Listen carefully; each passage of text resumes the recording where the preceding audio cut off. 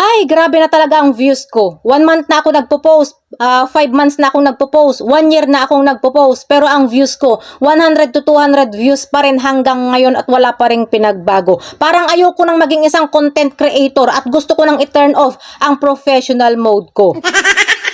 Yan ang madalas kong nababasa sa comment section. So ano pang inaantay mo? I-turn off mo na. Pagod ka na pala eh. Alam nyo ba guys, na lahat ng mga malalaking content creator, dumaan din yan sila sa 100 views, 200 views, at saka 500 views. Pahirapan pa yung 500 views. Pero hindi sila tumigil, kundi nagpatuloy lang sila. Kaya ngayon, nagbunga na yung mga pagod nila, yung puyat ng pagtitiis, yung sakripisyo nila. Kaya tayong mga maliliit pa lang at baguhan pa lang dito sa mundo ng content creation, magpatuloy lang tayo. Huwag mong sabihing mahina ka or ayaw mo na dahil hindi ka mahina. Sadyang pabago-bago lang talaga ang algorithm. Bagong algorithm lang yan, kaya ganyan. Kaya laban lang guys.